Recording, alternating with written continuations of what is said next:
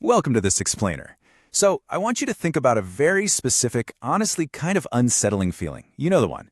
It's that realization where you blink, and suddenly you're wondering, where on earth did the year go? And I don't mean that in a wistful greeting card kind of way. I mean the actual alarming realization that January felt like it was maybe, 3 weeks ago? And somehow we are already staring down December. You were there, right? The months definitely passed, but you can barely account for them with any real detail. Well, today we're going to unpack exactly why this happens to all of us, and more importantly, how we can actually stop it. Okay, let's just quickly run through our roadmap for this explainer. We're going to look at the disappearing year, the ratio hypothesis, the memory density model, something super interesting called the vacation paradox, emotion and social anchors, and finally, how to actually slow down time. We're getting into the math, the neuroscience, and the practical steps to hack your perception of time.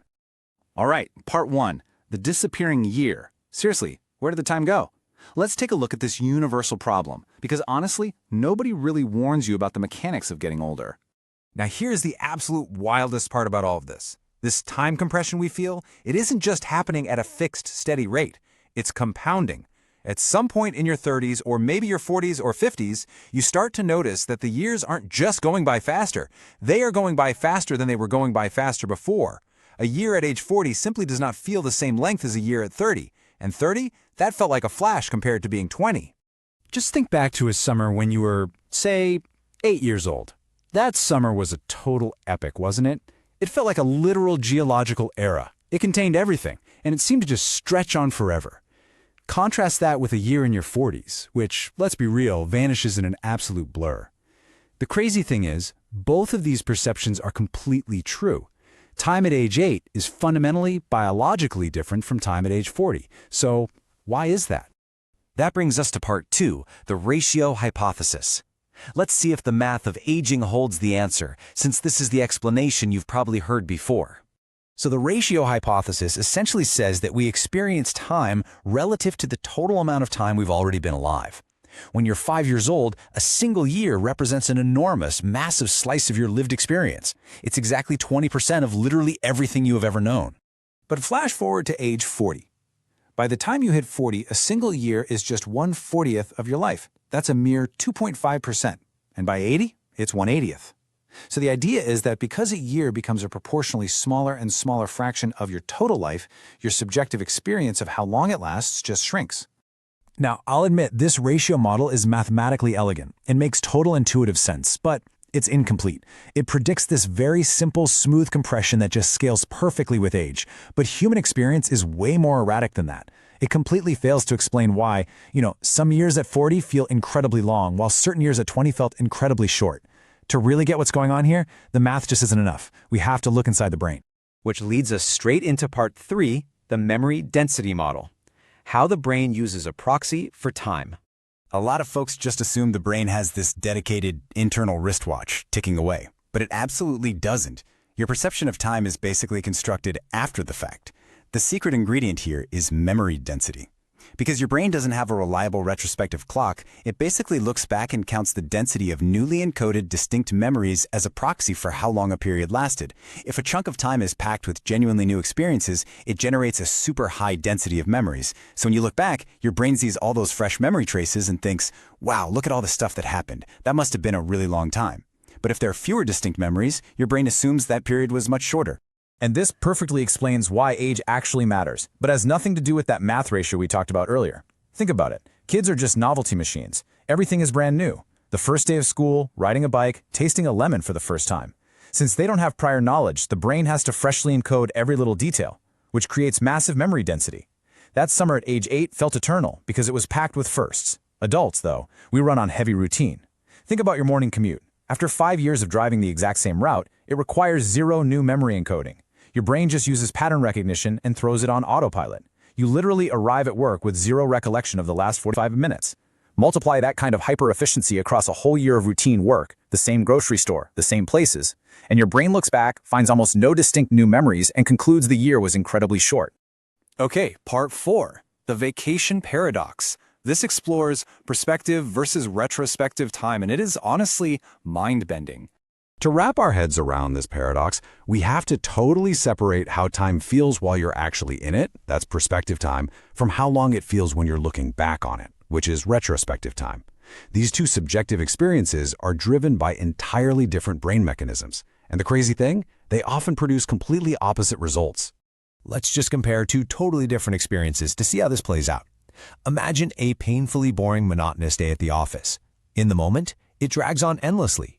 You are acutely aware of every ticking second because nothing is distracting you from it. But in retrospect, a week later, that day has disappeared completely from your mind because it generated zero distinct memories. Now flip that. Think about a highly engaging vacation. In the moment, you're so absorbed that time just flies by. The trip is over before it even began. But in retrospect, when you look back at that week, it feels incredibly long and substantial, right? That's because it generated a rich, dense web of distinct memories. Here is the big takeaway. If you follow standard life advice and just optimize your days for pure comfort, eliminating all friction and unpredictability, you are ironically engineering a life that will feel incredibly short when you look back on it. Moving on to part 5, emotion and social anchors. We need to figure out how to strengthen that memory signal. So, if memory density is the golden ticket to slowing down retrospective time, what actually amplifies memory formation? Emotionally intense experiences and deep social connections are massive amplifiers. Here is the biological pathway. When you have an emotionally intense experience, your amygdala, the emotion center, processes that intensity. It then directly talks to your hippocampus, which is the part of the brain that forms explicit memories, and basically shouts, "Hey, write this down." High emotional intensity sends a much stronger signal, resulting in a super durable, detailed memory. This is exactly why you remember major emotional events with crystal clarity, while your ordinary Tuesday just fades away. Kids experience this constantly, because novelty naturally provokes strong emotional engagement. But we also really need to talk about the social side of the equation. We are social animals, and time spent in engaging, dynamic conversations and shared experiences naturally generates a ton of emotional intensity and focused attention. That forms highly durable memory traces.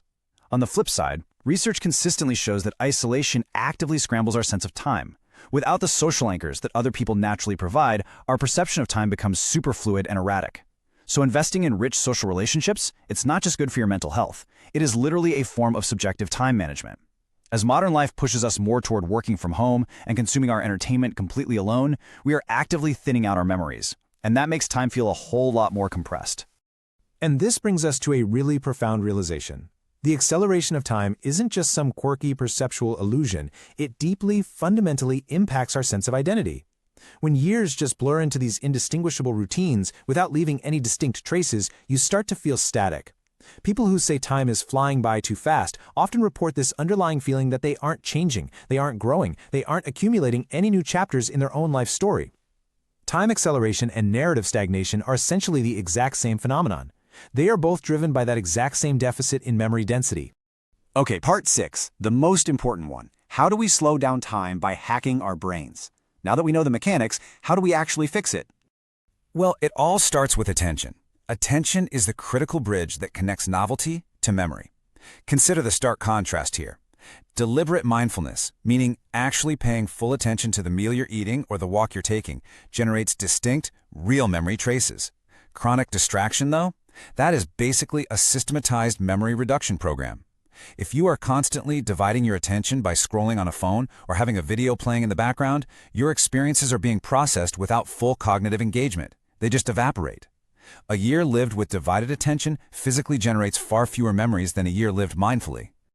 So we absolutely have to inject novelty and attention back into our lives.